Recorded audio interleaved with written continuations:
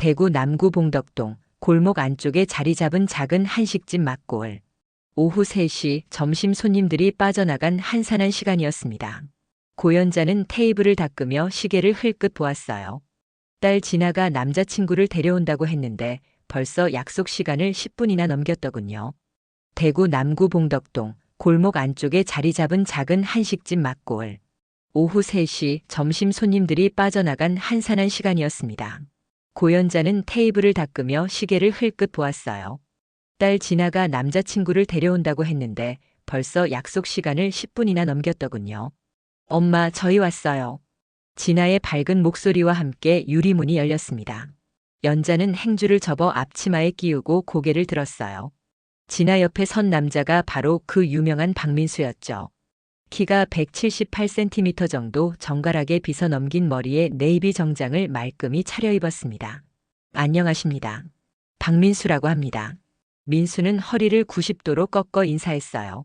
목소리도 또렷하고 발음도 정확했습니다. 연자는 속으로 고개를 끄덕였죠. 이 정도면 예의는 갖췄구나.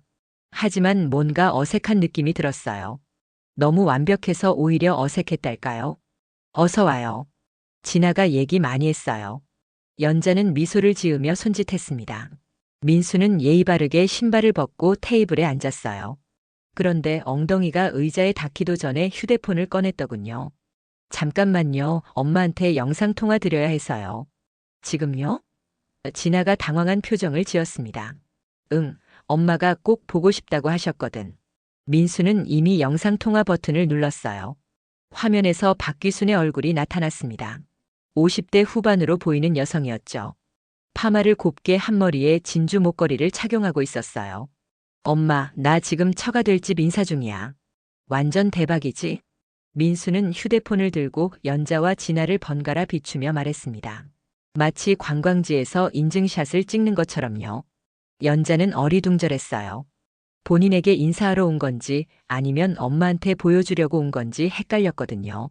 어머님 안녕하세요. 연자는 어색하게 손을 흔들었습니다. 화면 너머 박기순이 대답했어요. 아이고 안녕하세요. 저희 민수가 패 끼치죠? 아니에요, 괜찮습니다. 엄마, 여기 진짜 맛있겠다. 냄새부터 다르잖아. 민수는 계속 휴대폰을 들고 있었어요. 연자와 대화하는 게 아니라 엄마와 대화하고 있었죠. 그래? 우리 며느리 될 사람도 예쁘고. 진아가 얼굴을 붉혔습니다. 연자는 괜히 민망했어요. 첫 만남인데 이렇게 화상통화로 중계되는 기분이 묘했거든요.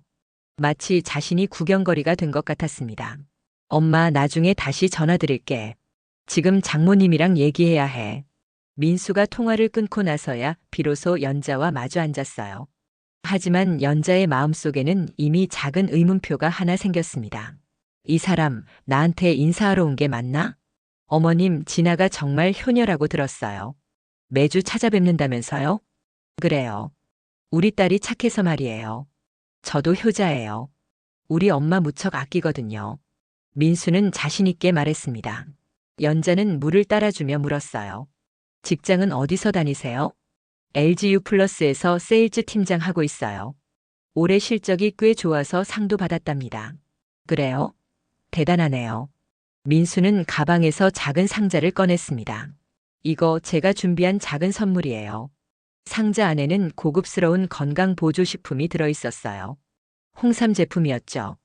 연자는 고마워했습니다. 하지만 뭔가 아쉬웠어요. 선물은 좋았지만 마음이 느껴지지 않았거든요. 마치 업무용 선물 같은 느낌이었습니다.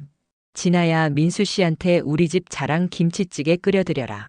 네, 어머니. 진아가 주방으로 향했습니다. 연자와 민수가 둘이 남자 시간이 흘렀어요. 민수는 연신 휴대폰을 들여다봤습니다. 카카오톡 메시지가 계속 왔나 봐요. 죄송해요, 회사 일이 있어서요.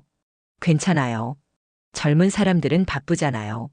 하지만 연자가 보기에 민수는 회사 일보다는 다른 대화에 더 집중하는 것 같았어요. 가끔씩 피식 웃기도 하고 뭔가 타이핑도 하고 있었거든요. 어머님, 이 동네는 언제부터 사셨어요? 한 20년 됐네요. 진아 아버지가 돌아가시고 나서 이 집을 샀거든요. 아, 그래요. 민수는 짧게 대답하고 다시 휴대폰을 봤습니다. 연자는 말을 이었어요. 그때는 정말 힘들었어요. 진아도 어렸고 혼자서 애 키우고 가게 운영하고 힘드셨겠어요. 민수의 대답은 기계적이었습니다. 눈은 여전히 휴대폰에 고정되어 있었어요. 김치찌개 냄새가 풍겨왔습니다. 진아가 뚝배기를 들고 나왔어요. 김이 모락모락 나는 빨간 국물이 보기에도 맛있어 보였죠. 우와, 진짜 맛있겠다. 민수가 휴대폰을 내려놓고 말했습니다. 드셔보세요. 연자가 밥그릇을 내밀었어요. 민수는 한 숟가락 떠서 먹더니 엄지를 치켜 세웠습니다. 정말 맛있어요. 이런 맛은 어디서도 못 먹어봤어요. 그래요? 다행이네요. 우리 엄마도 요리 잘하시는데 이런 깊은 맛은 안 나거든요. 역시 손맛이라는 게 있나 봐요. 연자는 기분이 좋았어요. 하지만 또 다른 의문이 생겼습니다.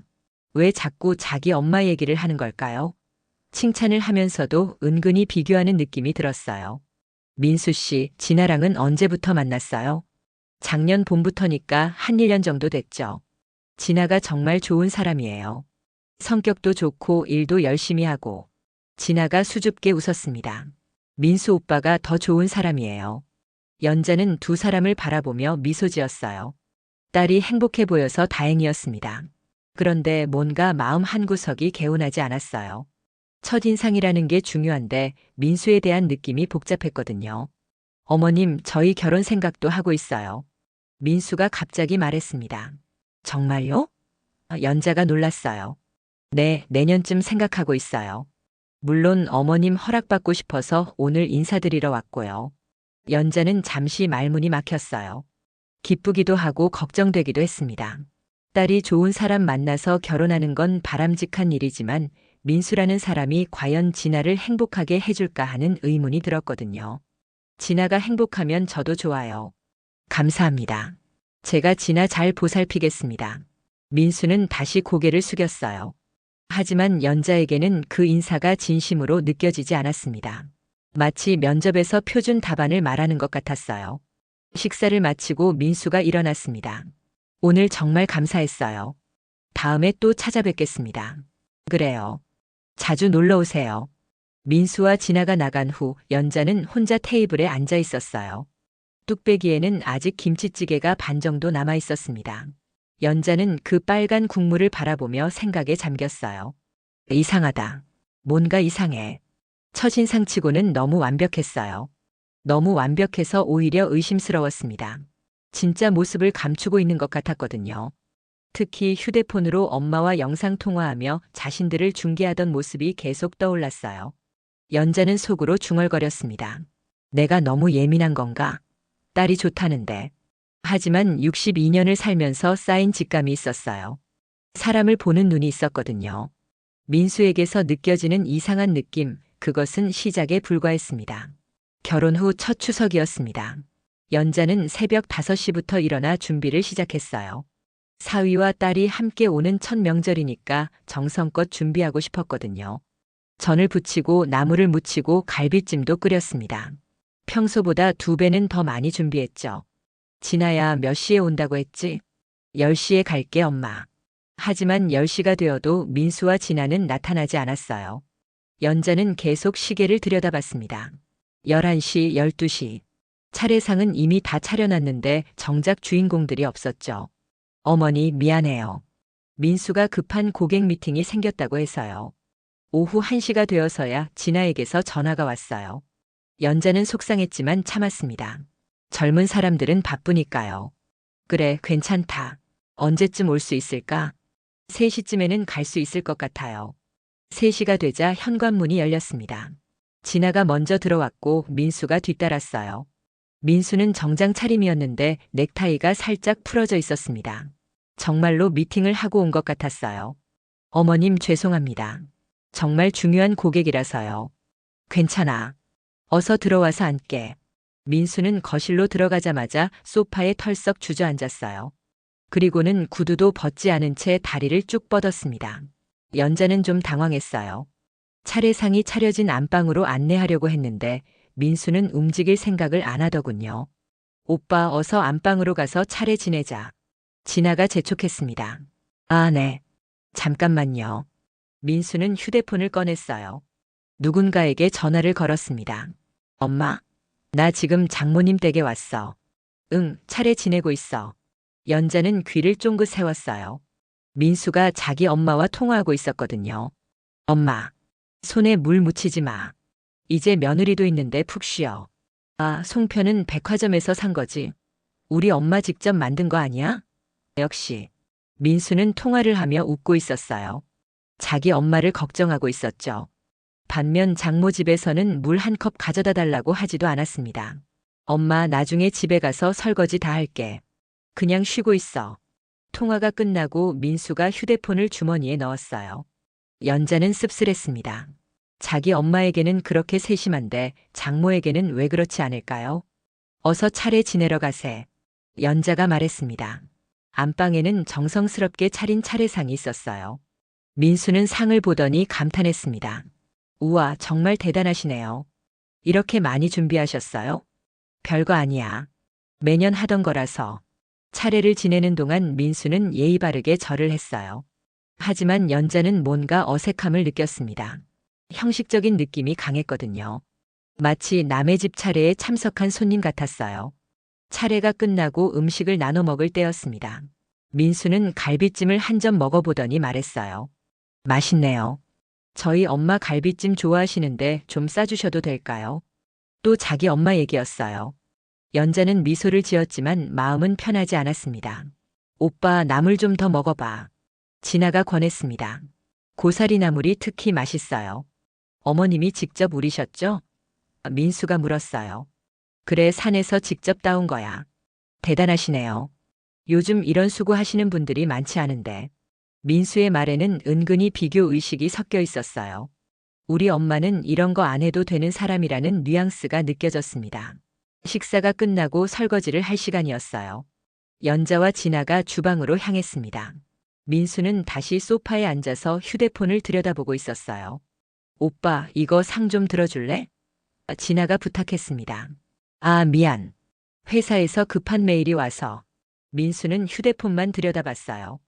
연자는 설거지를 하면서 속으로 한숨을 쉬었습니다. 이 사람 정말 손님이구나. 그때 민수의 휴대폰이 울렸어요. 또 엄마에게서 온 전화였습니다. 엄마? 응, 아직 여기 있어. 뭐? 아빠가 어디 아파? 어떻게 아픈데? 민수가 급하게 일어났어요. 목소리에 걱정이 가득했습니다. 알겠어, 엄마. 지금 바로 갈게. 아빠 움직이지 마시고 기다려. 민수는 진아에게 다가갔어요.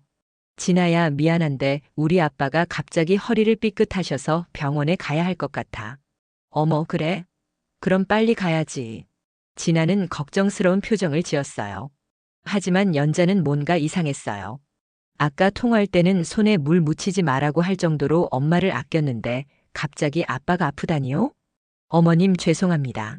다음에 다시 찾아뵙겠습니다. 민수는 급하게 인사하고 나갔어요. 진아도 따라 나갔습니다. 연자는 혼자 남겨진 음식들을 바라봤어요. 정성껏 준비한 명절 음식들이 대부분 그대로 남아 있었습니다. 고객 미팅 때문에 늦게 오고 아버지 아프다고 급하게 가고. 연자는 의심스러웠어요. 정말 우연의 일치일까요? 아니면 처가 집에 오기 싫어하는 핑계일까요? 다음 날 진아에게서 전화가 왔어요. 엄마, 어제는 미안해. 시아버지는 괜찮으시대. 그냥 일시적으로 삐끗하신 거였대요. 그래? 다행이다. 민수 씨가 엄마한테 죄송하다고 전해달래. 다음에 꼭 보상해드리겠다고요. 연자는 쓴웃음을 지었어요. 보상이라니. 마치 자신이 서비스를 제공하는 사람 취급을 받는 기분이었습니다. 괜찮다고 전해줘. 가족이 아프면 당연히 가봐야지. 하지만 마음속으로는 다른 생각을 하고 있었어요. 이 사람 진짜 우리를 뭘로 보는 거야? 그날 밤 연자는 잠이 오지 않았어요. 민수의 행동들이 계속 머릿속에 맴돌았습니다. 자기 엄마와 통화할 때의 다정한 목소리, 장모 집에서의 형식적인 태도, 급하게 나가는 모습까지. 연자는 베개를 바로 세우고 앉았어요. 창밖으로 봉덕동의 밤거리가 보였습니다. 조용한 주택가, 가로등 불빛이 외롭게 서 있었어요. 내가 너무 까다로운 건가? 아니면 정말 이상한 건가? 하지만 연자의 직감은 틀리지 않았어요. 이것은 시작에 불과했습니다.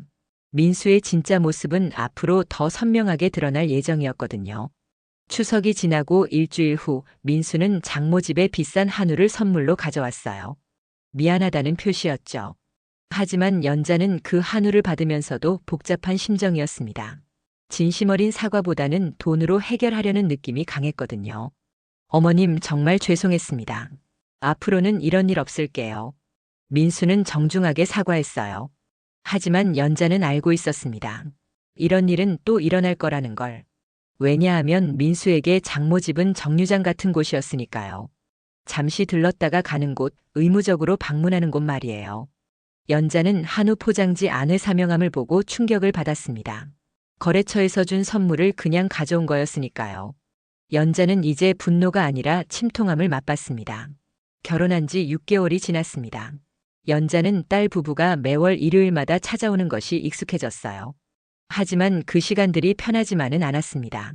민수의 말과 행동에서 느껴지는 무시들이 하나둘씩 쌓여가고 있었거든요. 어느 따뜻한 봄날 오후 연자는 새로 산 앞치마를 입고 있었습니다. 연두색 바탕에 작은 꽃무늬가 있는 예쁜 앞치마였어요.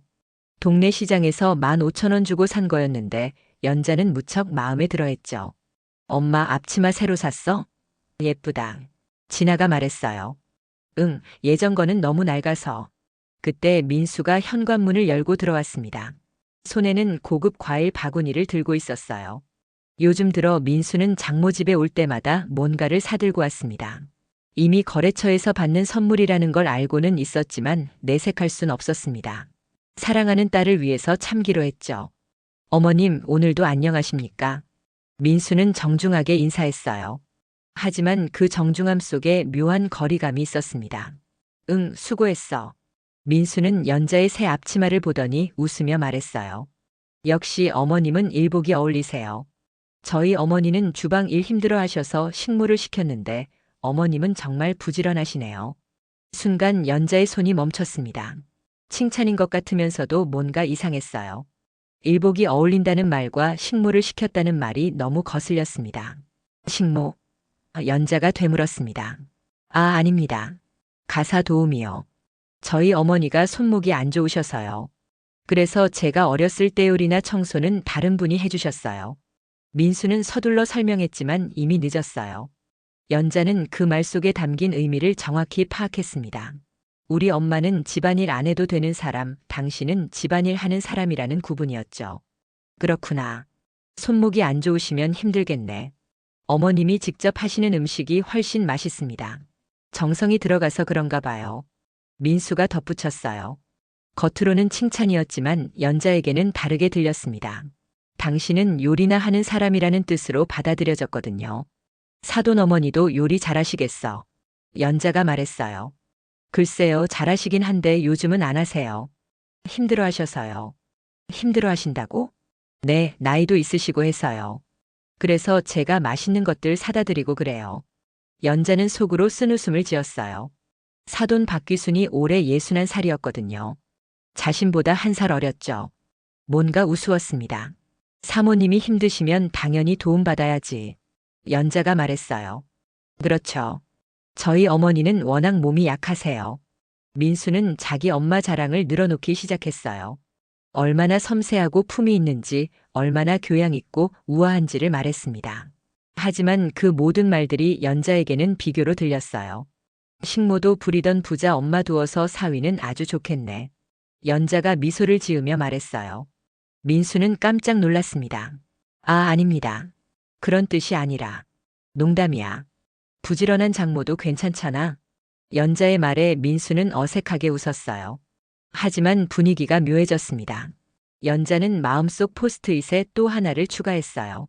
민수의 처가 홀대 살해 마이너스 계급 구분하기. 점심을 먹으면서도 민수의 비교는 계속됐어요. 이 된장찌개 정말 구수합니다. 저희 어머니가 해주시는 건 좀 더 깔끔한 맛인데 이건 진짜 시골 된장찌개 맛이에요. 시골 된장찌개라는 표현에 연자는 또 한 번 쓴맛을 느꼈어요. 칭찬인지 무시인지 모를 애매한 표현이었거든요. 반찬도 종류가 많네요. 저희 어머니는 간단하게 해주세요. 몸이 안 좋으셔서요. 또 자기 엄마 얘기였어요. 연자는 젓가락을 놓고 물을 마셨습니다. 목이 메었거든요. 진아야, 너도 이렇게 많이 해줄 수 있지? 민수가 진아에게 물었어요. 당연하지. 우리 어머니한테 배웠는 걸. 다행입니다. 저희 어머니는 며느리한테 요리 가르쳐 주실 생각 없으시거든요. 너무 힘들다고 하셔서요. 연자는 숟가락을 놓았어요. 더 이상 참을 수 없었습니다. 자네 민수. 네. 사돈 어머니가 몸이 그렇게 안 좋으시면 병원은 다녀. 병원이요? 딱히 어디가 아픈 건 아니고 그냥 나이 들어서 피곤해 하시는 거예요. 아, 그래? 그럼 건강하시네. 연자의 목소리에 뭔가 날카로운 기운이 섞였어요. 민수도 느꼈는지 표정이 굳어졌습니다. 네. 건강하긴 하세요. 그럼 다행이네. 건강한데 집안일이 힘들다고 하시면 우리 같은 사람들은 뭐가 되는 거야? 민수는 당황했어요. 뭔가 잘못 말한 것 같았거든요. 아, 그런 뜻이 아니라. 농담이야, 농담. 사람마다 체력이 다르잖아. 연자는 웃으며 말했지만 그 웃음 뒤에는 차가운 무언가가 숨어 있었어요. 민수도 그걸 느꼈는지 더 이상 자기 엄마 자랑을 하지 않았습니다. 식사가 끝나고 민수와 진아가 돌아간 후 연자는 혼자 설거지를 했어요. 그러면서 오늘 있었던 일들을 차근차근 정리했습니다. 일복이 어울린다, 식물을 시켰다, 시골 된장찌개 힘들어 하신다. 하나하나는 작은 바늘 같았지만 모이면 큰 상처가 되었어요. 민수는 자신도 모르게 연자를 무시하고 있었습니다. 겉으로는 칭찬하는 척하면서도 속으로는 계급을 나누고 있었거든요. 연자는 설거지를 마치고 새 앞치마를 바라봤어요. 아침에는 그렇게 예뻐 보였는데 지금은 왠지 초라해 보였습니다. 일복이 어울린다는 말이 계속 맴돌았거든요. 이 자식, 나를 뭘로 보는 거야? 연자는 앞치마 끈을 풀며 중얼거렸어요. 마음속 포스트잇은 계속 늘어가고 있었습니다. 그리고 언젠가는 그 포스트잇들이 폭발할 날이 올 거라는 걸 연자는 본능적으로 알고 있었어요. 저녁이 되어 진아에게서 전화가 왔습니다. 엄마, 오늘 민수가 무례한 말 아기는 없는 거 알지? 엄마 좀 이해해줘. 눈치가 없어서 그래. 그래, 이해하지. 착한 사람이니깐. 그래, 엄마. 민수가 엄마를 정말 좋아해. 연자는 쓴웃음을 지었어요. 좋아한다고요? 그럼 왜 자꾸 비교하고 무시하는 말을 할까요? 그래, 알겠다. 전화를 끊고 연자는 창밖을 바라봤어요. 봄밤이 깊어가고 있었습니다. 연자의 마음속에도 무언가 깊어져 가고 있었어요. 그것은 분노도 아니고 실망도 아닌 차가운 결심 같은 것이었죠. 민수가 뿌린 작은 바늘들이 연자의 마음에 하나둘씩 박히고 있었어요. 그리고 그 바늘들은 언젠가 큰 폭풍을 불러올 예정이었습니다. 8월 15일 연자의 62번째 생일이었습니다. 아침부터 진아가 전화를 걸어왔어요. 엄마 생일 축하해. 오늘 저녁에 갈게. 그래, 고마워. 별거 안 해도 돼. 무슨 소리야? 엄마 생일인데 케이크라도 사가야지. 연자는 기분이 좋았어요. 딸이 생일을 챙겨주는 것만으로도 충분했습니다. 하루 종일 가게 일을 하면서도 마음이 설렜죠. 저녁에는 딸 부부와 함께 생일상을 받을 생각에 말이에요. 오후 6시쯤 진아가 먼저 도착했습니다. 손에는 예쁜 케이크 상자를 들고 있었어요. 엄마, 딸기 케이크 샀어. 엄마가 제일 좋아하는 거. 고마워, 우리 딸. 연자는 진아를 꼭 안았어요. 이런 순간이 정말 행복했습니다. 민수는 회사 일 때문에 좀 늦는데 8시쯤 올 것 같아. 8시가 되어도 민수는 오지 않았어요. 8시 30분, 9시. 시간은 계속 흘러갔습니다. 연자와 진아는 케이크만 바라보며 기다렸죠. 민수한테 전화해봐. 응. 진아가 전화를 걸었지만 연결되지 않았어요. 몇 번을 시도해도 마찬가지였습니다. 이상하다. 왜 안 받지? 9시가 되어서야 현관문이 열렸어요. 민수가 들어왔는데 얼굴에 피곤함이 가득했습니다. 죄송합니다. 갑자기 급한 일이 생겨서요. 괜찮아. 어서 앉아. 연자는 웃으며 맞았지만 속으로는 서운했어요. 장모 생일인데 이렇게 늦을 일인가 싶었거든요. 민수는 가방에서 작은 비닐봉지를 꺼냈어요. 편의점 봉투였습니다. 그 안에서 박하사탕 한 봉지가 나왔죠. 이거 생신 선물입니다. 연자는 순간 멍해졌어요. 박하사탕 한 봉지, 1,500원짜리 사탕이 생일 선물이라고요? 이거 드시면 입 심심할 때 좋아요. 평소에도 어지럽다고 하셨던 것 같아서요. 민수는 봉투를 건네면서 말했어요. 그 눈빛에는 이 정도면 의무이행이라고 적혀 있었습니다. 연자는 사탕 봉지를 받으며 복잡한 심정이었어요. 고마워. 진아가 당황한 표정으로 민수를 바라봤어요. 이게 뭔가 싶었거든요. 민수야, 이게 뭐야? 응? 사탕이야. 장모님이 단 거 좋아하신다고 해서. 사탕이 아니라. 이게 생일 선물이야? 민수는 진아의 말에 당황했어요. 뭔가 잘못됐다는 걸 깨달았거든요. 아, 이거 말고 다른 것도 준비했는데.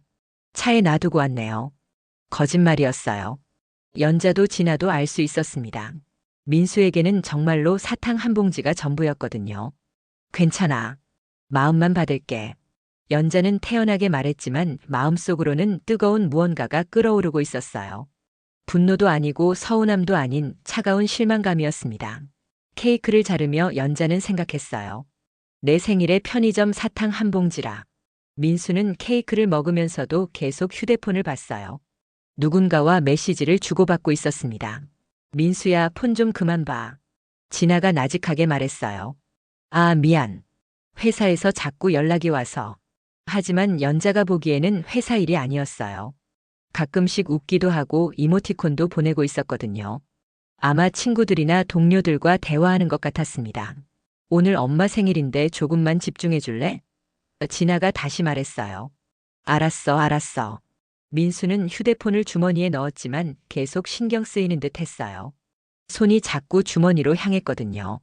생일 시간이 어색하게 흘러갔어요. 민수는 케이크 한 조각을 먹고는 시계를 봤습니다. 어머님, 죄송한데 내일 일찍 나가야 해서 먼저 가봐도 될까요? 10시도 안 됐는데 벌써 가겠다는 거였어요. 연자는 허탈했습니다. 그래, 가봐. 바쁜데 뭐. 다음에 제대로 생일 선물 사드릴게요. 민수는 서둘러 인사하고 나갔어요. 진아도 함께 갔습니다. 연자는 혼자 남겨진 거실에서 사탕 봉지를 바라봤어요. 박하사탕 한 봉지. 편의점에서 1,500원 주고 산 것. 이게 자신의 62번째 생일 선물이라니. 연자는 사탕 봉지를 들고 부엌으로 갔어요. 찬장 가장 깊숙한 곳에 그것을 넣었습니다. 그러면서 중얼거렸죠. 언젠가 값 치르게 할 거야. 그날 밤 연자는 잠이 오지 않았어요. 사탕 봉지가 자꾸 생각났거든요. 민수가 그걸 건네면서 지었던 표정, 마치 할 일을 끝낸 듯한 그 모습이 계속 떠올랐습니다. 내가 뭐야? 그냥 지나가는 사람이야? 연자는 베개를 끌어안고 생각했어요. 자기 엄마에게는 그렇게 정성스럽게 대하면서 장모에게는 편의점 사탕 한 봉지라니. 이게 말이 되나요? 다음 날 아침 진아에게서 미안하다는 전화가 왔어요. 엄마, 어제는 정말 미안해. 민수한테 혼냈어. 괜찮다. 괜찮지 않아. 나도 화났어. 어떻게 엄마 생일에 그럴 수 있지? 진아의 목소리에 분노가 섞여 있었어요. 딸도 어제 일이 잘못됐다는 걸 알고 있었습니다. 민수가 다시 제대로 생일 선물 사온다고 해. 안 받을 거야. 엄마, 이미 받았잖아. 사탕 말이야.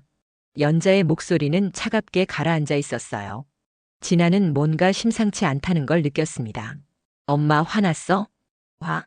왜 화내겠어? 고마운데. 하지만 연자의 목소리에는 화가 아닌 다른 감정이 섞여 있었어요. 실망과 결심, 그리고 차가운 계획 같은 것이었죠. 전화를 끊고 연자는 찬장을 열어봤어요. 맨 안쪽에 있는 사탕 봉지가 보였습니다. 1,500원짜리 박하사탕. 기다려봐. 언젠가 똑같이 돌려줄 날이 올 거야. 연자는 찬장 문을 닫으며 다짐했어요. 그 사탕 봉지는 단순한 선물이 아니었습니다. 민수의 진짜 속마음을 보여주는 증거였거든요. 그리고 연자는 그 증거를 잊지 않을 작정이었어요. 며칠 후 민수가 비싼 화장품 세트를 들고 왔지만 연자는 받지 않았습니다. 이미 선물 받았잖아. 사탕 맛있게 먹고 있어. 민수는 당황했지만 더 이상 말할 수 없었어요. 자신이 뭘 잘못했는지 알고 있었거든요. 그렇게 사탕 한 봉지는 연자의 마음속 깊은 곳에 자리 잡았습니다. 분노의 씨앗이 되어서 말이에요. 그리고 그 씨앗은 곧 무서운 열매를 맺게 될 예정이었어요. 여름이 지나고 가을이 왔습니다. 민수의 아버지 박정국이 칠순을 맞았어요. 어느 토요일 오후 민수가 평소보다 더 정중한 표정으로 연자를 찾아왔습니다. 어머님, 저희 아버지 칠순 잔치 얘기 좀 드릴 게 있어서요. 연자는 민수의 표정을 유심히 봤어요. 뭔가 부탁할 일이 있다는 게 눈에 보였거든요. 그래, 칠순이면 큰일이네. 언제 해? 다음 주 일요일인데요. 호텔 대관했습니다. 호텔에서? 대단하네. 민수는 잠시 머뭇거리더니 본론을 꺼냈어요. 그런데 어머님이 센스 있게 떡 선물해 주시면 저희 어머니가 좋아하실 텐데요. 기억나시죠? 저희 어머니가 송편 좋아하시는 거. 연자는 속으로 피식 웃었어요. 센스 있게라는 표현이 우스웠거든요. 결국 떡을 사달라는 얘기인데 돌려서 말하고 있었습니다. 아, 송편 좋아하신다고 했었지? 네, 특히 백화점에서 파는 고급 송편을 무척 좋아하세요. 어머님이 직접 사주시면 정말 감격해 하실 거예요. 민수는 아예 백화점 떡까지 지정했어요. 연자는 놀랐습니다. 이렇게 노골적으로 청탁을 하다니. 백화점 떡이 그렇게 맛있어? 네, 포장도 예쁘고 맛도 좋거든요. 저희 어머니 취향이랑 딱 맞아요. 연자는 고개를 끄덕였어요. 그래, 알겠다. 떡 사다 드릴게. 정말요? 감사합니다. 민수의 얼굴이 환해졌어요. 마치 어려운 미션을 성공한 것 같았습니다. 그런데 얼마짜리로 사야 할까? 아, 그냥. 어머님 마음에 드시는 걸로요. 너무 부담 갖지 마세요. 민수는 말로는 부담 갖지 말라고 했지만 눈빛으로는 비싸게 사달라고 말하고 있었어요. 연자는 그 모든 걸 다 읽고 있었습니다. 민수가 간 후 연자는 찬장을 열었어요. 맨 안쪽에 있는 사탕 봉지가 보였습니다. 자신의 생일에 받았던 1,500원짜리 박하사탕 말이에요. 때가 왔구나. 연자는 사탕 봉지를 꺼내 들었어요. 그리고 미소를 지었습니다. 복수의 미소였죠. 다음 날 연자는 백화점으로 향했어요. 지하식품관에서 가장 비싼 떡 세트를 골랐습니다. 18만 원짜리 프리미엄 떡 상자였어요. 포장도 화려하고 종류도 다양했습니다. 그런데 연자는 거기서 끝내지 않았어요. 여성복 매장으로 가서 고급 실크 스카프도 하나 샀습니다. 25만 원짜리였죠. 총 43만 원을 썼어요. 집에 돌아온 연자는 신중하게 계획을 세웠습니다. 먼저 떡을 예쁜 접시에 옮겨 담았어요. 그리고 빈 떡 상자에 그 유명한 사탕 봉지를 넣었습니다. 박하사탕 한 봉지가 호화로운 상자 안에 덩그러니 놓여 있었어요. 연자는 상자를 다시 포장했습니다. 원래 포장지로 완벽하게 감쌌어요. 겉으로는 고급 떡 세트와 똑같아 보였습니다. 그리고 실크 보자기로 정성스럽게 감쌌죠. 받은 만큼 돌려주는 거야. 연자는 보자기를 매만지며 중얼거렸어요. 민수가 자신에게 사탕 한 봉지를 줄 때의 그 표정이 떠올랐습니다. 이 정도면 의무이행이라는 그 눈빛 말이에요. 칠순 잔치 당일 연자는 한복을 곱게 차려입고 나갔어요. 손에는 정성스럽게 포장한 선물을 들고 있었습니다. 겉보기에는 정말 값비싼 선물 같았어요. 호텔 연회장은 화려했습니다. 대형 호텔 2층 연회장에 100여 명의 하객들이 모여 있었어요. 박정국과 박기수는 한복을 입고 줄에 서게 앉아 있었습니다. 어머님 와주셔서 감사합니다. 민수가 달려와 인사했어요. 당연한 일이지. 사돈 어르신 칠순인데. 연자는 선물을 민수에게 건넸습니다. 이거 사돈 어머니께 드리라고 준비했어. 민수는 보자기에 쌓인 선물을 받으며 감탄했어요. 우와, 정말 정성스럽게 포장하셨네요. 어머니가 정말 좋아하실 거예요. 그럼 좋겠네.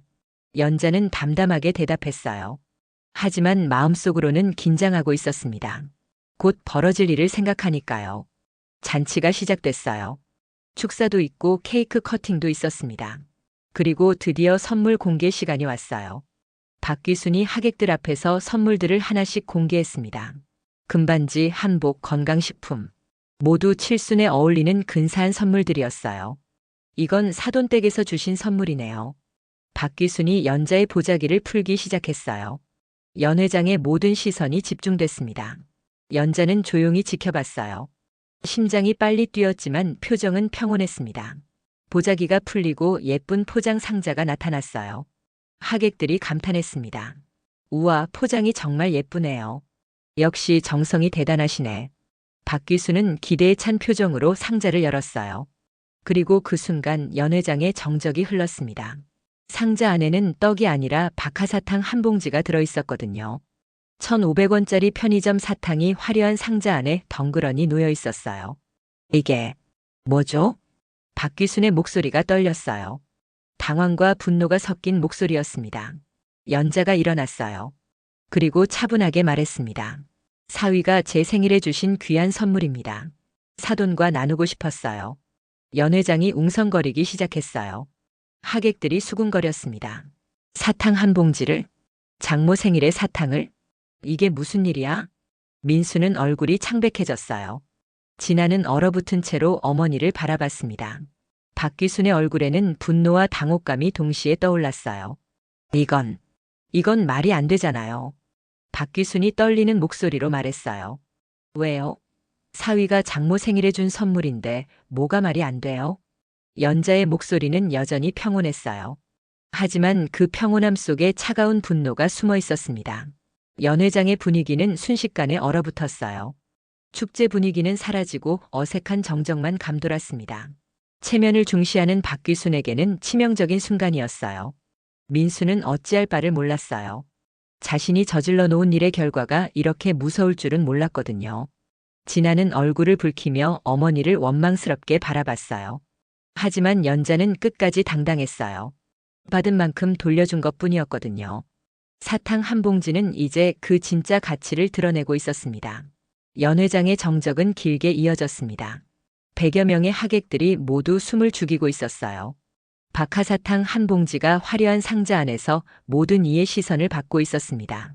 박귀순은 손이 떨렸어요. 칠순 잔치에서 이런 일이 벌어질 줄은 꿈에도 몰랐거든요. 체면을 무엇보다 중시하는 박귀순에게는 치명적인 순간이었습니다. 에이, 이게 도대체 무슨 일입니까? 박귀순의 목소리가 떨렸어요. 분노와 당황이 뒤섞인 목소리였습니다. 하지만 연자는 여전히 침착했어요. 뭐가 이상해요? 좋은 선물 나눠드리는 건데. 사탕 한 봉지가 무슨 좋은 선물이에요? 사위가 장모 생일에 정성껏 준비해서 준 선물인데 어떻게 좋은 선물이 아니겠어요? 연자의 말에 하객들이 웅성거리기 시작했어요. 상황을 파악한 사람들의 표정이 바뀌었습니다. 장모 생일에 사탕 한 봉지를? 그것도 편의점에서 산 것 같은데? 이게 말이 돼? 수군거리는 소리가 점점 커졌어요.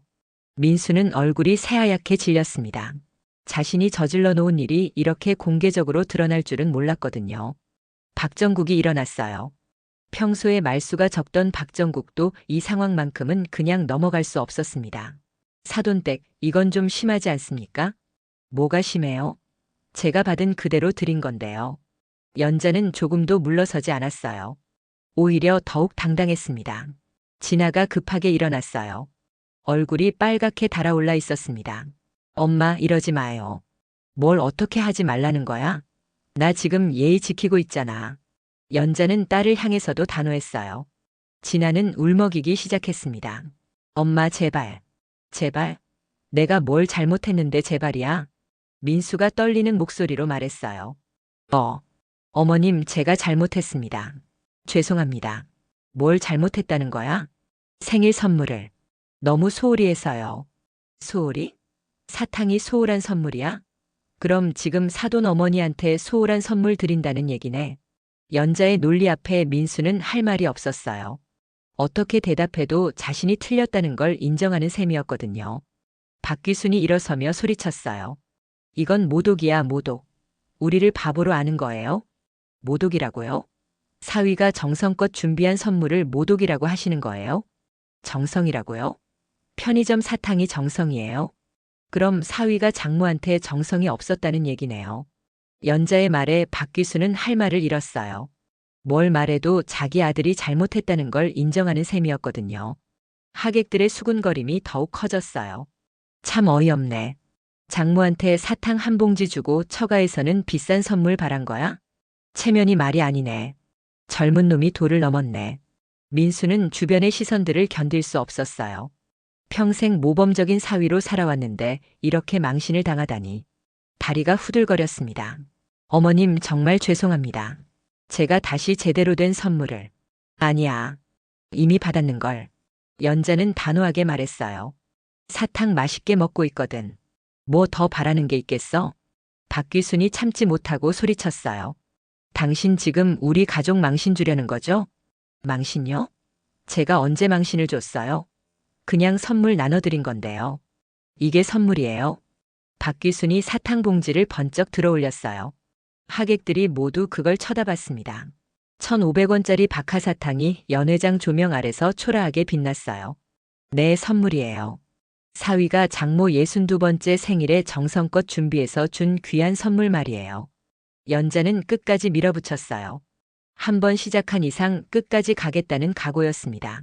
진아가 울음을 터뜨렸어요. 엄마, 그만해요. 제발 그만해요. 뭘 그만해? 나 지금 아무 잘못한 거 없는데? 이렇게까지 해야 해요? 이렇게까지? 내가 뭘 했는데? 연자는 딸에게도 냉정했어요. 지금 이 순간만큼은 물러설 수 없었거든요. 박정국이 다시 말했어요. 사돈댁, 이제 그만하시죠. 아이들이 고생하지 않습니까? 고생이요? 누가 누구를 고생시켰는데요? 그래도 이런 자리에서, 이런 자리라서 더 좋은 거 아니에요? 많은 분들이 보시잖아요. 사위가 장모한테 얼마나 정성스럽게 대하는지 말이에요. 연자의 말에 하객들이 더욱 웅성거렸어요. 이제는 아예 대놓고 민수를 비판하는 소리들이 들렸습니다. 저런 사위가 어디 있어? 장모를 뭘로 보는 거야? 체면도 모르는 놈이네. 민수는 더 이상 견딜 수 없었어요. 급하게 일어서며 말했습니다. 죄송합니다, 여러분. 제가 잘못했습니다. 하지만 이미 늦었어요. 상황은 돌이킬 수 없이 악화되어 있었습니다. 박귀수는 얼굴이 사색이 되어 주저앉았어요. 평생 체면을 지키며 살아온 박귀순에게는 치명적인 순간이었습니다. 자신의 칠순 잔치가 이렇게 망가지다니. 연자는 자리에서 일어났어요. 그럼 저는 이만 가보겠습니다. 좋은 잔치 되세요. 엄마. 진아가 부르며 따라 나서려 했어요. 너는 있어. 시댁 어른 잔치인데. 연자는 딸을 뒤로 하고 연회장을 나갔습니다. 뒤에서는 여전히 웅성거리는 소리가 들렸어요. 하지만 연자는 뒤를 돌아보지 않았습니다. 연회장 밖으로 나온 연자는 깊게 숨을 쉬었어요. 가슴이 뛰었지만 후회는 없었습니다. 받은 만큼 돌려준 것뿐이었거든요. 이제 시작이야. 연자는 중얼거리며 택시를 잡았어요. 오늘 일로 모든 게 바뀔 거라는 걸 알고 있었습니다. 그리고 그 변화를 두려워하지 않았어요. 오히려 기다리고 있었죠. 택시 안에서 연자는 창밖을 바라봤어요. 가을 하늘이 높고 푸르렀습니다. 마음도 그만큼 후련했어요. 오랫동안 억눌렀던 분노를 터뜨린 후에 홀가분함이었습니다. 연회장에서는 여전히 소란이 계속되고 있었어요. 박하사탕 한 봉지가 불러온 폭풍이 이제 막 시작된 것이었습니다. 칠순 잔치가 끝나고 돌아가는 길 차 안의 침묵은 무거웠습니다. 민수는 핸들을 꽉 잡고 있었고 진아는 창밖만 바라보고 있었어요. 둘 다 할 말을 잃은 상태였습니다. 진아야. 민수가 먼저 입을 열었어요. 지금은 말하기 싫어. 진아가 차갑게 대답했습니다. 하지만 뭐야? 변명할 거야? 진아의 목소리에 분노가 섞여 있었어요. 오늘 일로 받은 충격이 컸거든요. 집에 도착해서도 둘은 말이 없었어요. 진아는 바로 안방으로 들어가 버렸고 민수는 거실 소파에 주저앉았습니다. 1시간 후 민수가 안방 문을 두드렸어요. 진아야, 나 들어가도 돼? 대답이 없자 민수는 조심스럽게 문을 열었어요. 진아는 침대에 앉아서 휴대폰을 보고 있었습니다. 뭐해? 엄마한테 사과 문자 보내려고. 그래, 그게 좋겠다. 민수도 침대에 앉으며 말했어요. 나도 장모님한테 정식으로 사과드려야겠어. 진아가 휴대폰을 내려놓고 민수를 바라봤어요. 민수야, 정말로 궁금한 게 있어. 뭐? 엄마 생일에 왜 사탕을 가져간 거야? 민수는 당황했어요. 사실 그날 정말 아무 생각이 없었거든요. 그냥 급하게 회사 일이 끝나서 편의점에서 뭔가 사야 했는데. 편의점에서? 응. 다른 가게들은 다 문 닫아서. 진아는 한숨을 쉬었어요. 그럼 안 사고 가면 안 됐어? 빈손으로라도? 그럼 더 예의 없잖아. 사탕 한 봉지가 예의야? 민수는 할 말이 없었어요. 그때는 정말 아무 생각 없이 한 행동이었거든요. 미안해. 정말 잘못 생각했어. 진아는 고개를 저었어요. 잘못 생각한 게 아니야. 아예 생각을 안 한 거지. 그게 무슨 뜻이야? 엄마를 생각 안 한 거잖아. 엄마가 어떤 기분일지, 어떻게 받아들일지 전혀 생각 안 했잖아. 진아의 말이 가슴에 박혔어요. 민수는 정말로 장모를 배려하지 않았다는 걸 깨달았습니다. 앞으로는 정말 잘할게. 앞으로라고? 이미 늦었어. 늦었다는 게 뭐야? 진아는 민수를 똑바로 바라봤어요. 오늘 일로 엄마가 얼마나 상처받았는지 알아? 알아. 그래서 사과하려는 거잖아. 사과로 해결될 문제가 아니야. 엄마는 정말 화가 나 있어. 민수는 등골이 오싹했어요. 연자의 차가운 표정이 떠올랐거든요. 다음 날 아침 진아는 엄마에게 전화를 걸었어요. 엄마, 어제는 정말 미안해. 미안하긴 뭘 미안해. 너 잘못한 거 없잖아. 연자의 목소리는 평온했지만 그 평온함이 오히려 무서웠어요. 민수가 정말 반성하고 있어. 제대로 사과드리고 싶다는데. 사과는 안 받을 거야. 엄마, 이미 다 끝난 일이야. 받을 건 다 받았고 줄 것도 다 줬어. 진아는 엄마의 단호한 목소리에 말문이 막혔어요. 그래도 만나서 얘기 좀 해줘. 할 얘기 없어. 그냥 평소대로 살자. 전화가 끊어진 후 진아는 한동안 멍하니 있었어요. 엄마가 이렇게 냉정한 적은 처음이었거든요. 일주일이 지났지만 상황은 나아지지 않았어요. 민수는 비싼 선물을 사들고 장모 집을 찾아갔지만 연자는 문도 안 열어줬습니다. 어머님, 저 민수입니다. 사과드리러 왔어요. 돌아가. 제발 문 좀 열어주세요. 할 말 없어. 민수는 1시간 넘게 문 밖에서 기다렸지만 연자는 끝내 문을 열어주지 않았어요. 그렇게 며칠이 더 지나고 진아가 혼자 엄마를 찾아갔어요. 엄마, 왜 이래? 민수가 정말 잘못했다고 인정하잖아. 인정한다고 다야? 그럼 내가 받은 상처는? 연자는 딸 앞에서야 진짜 속마음을 드러냈어요. 엄마 마음이 얼마나 아팠는지 아니? 알아, 엄마. 그래서 민수한테 화낸 거야. 화낸 게 아니야. 실망한 거야. 연자의 말에 진아는 가슴이 아팠어요. 실망? 너 남편이 나를 뭘로 보는지 이제 알겠더라. 무슨 소리야? 연자는 일어나서 서랍을 열었어요. 그 안에서 카드 명세서를 꺼냈습니다. 이거 봐. 진아가 명세서를 받아봤어요. 칠순 잔치 전날 백화점에서 사용한 내역이 있었습니다. 실크 스카프 25만 원. 엄마가 이걸 샀어? 응. 원래는 떡이랑 같이 드리려고. 진아는 이해가 안 됐어요. 그럼 왜 안 줬어? 사탕이 더 적절하다고 생각해서. 연자는 다른 명세서도 보여줬어요. 민수 명의의 카드 사용 내역이었습니다.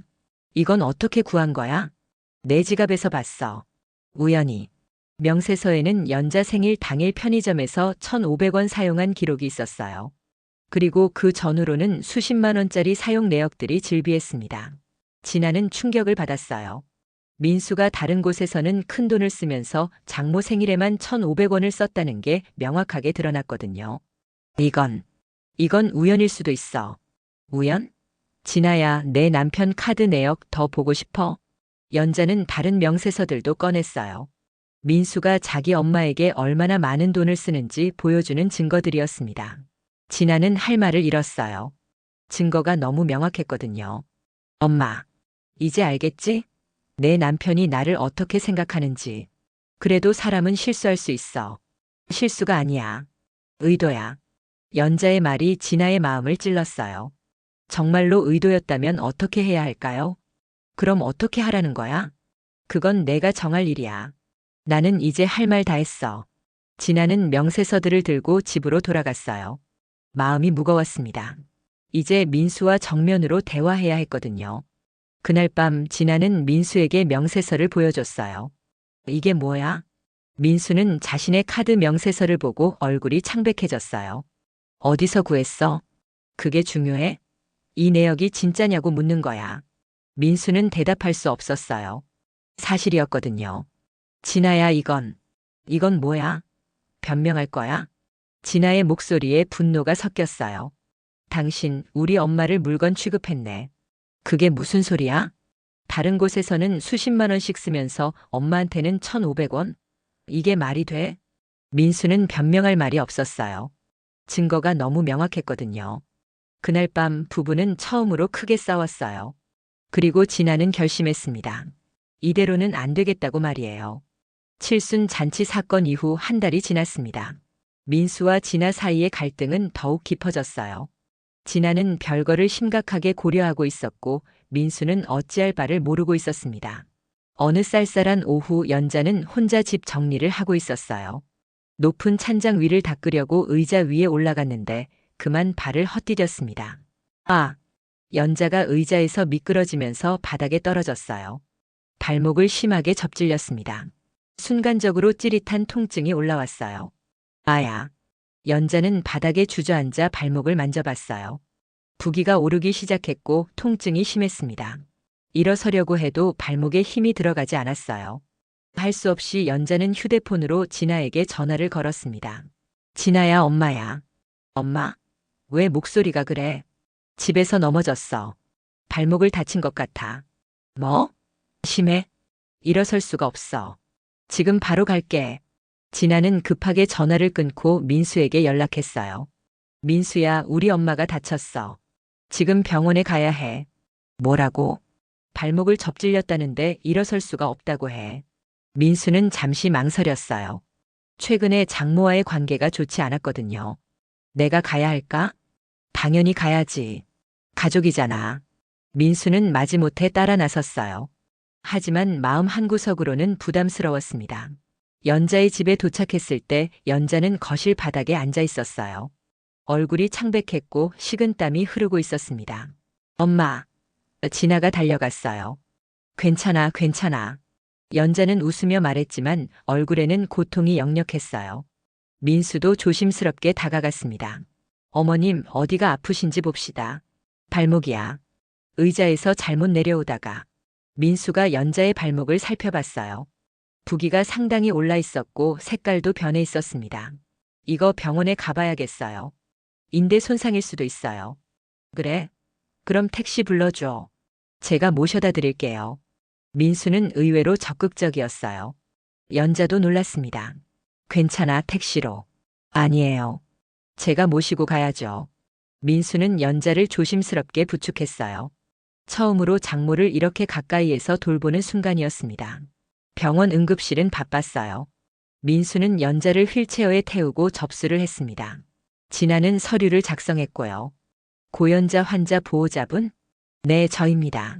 민수가 대답했어요. 간호사가 설명했습니다. 엑스레이 촬영해야 하는데 보호자 한 분만 들어오세요. 제가 들어갈게요. 민수가 말했어요.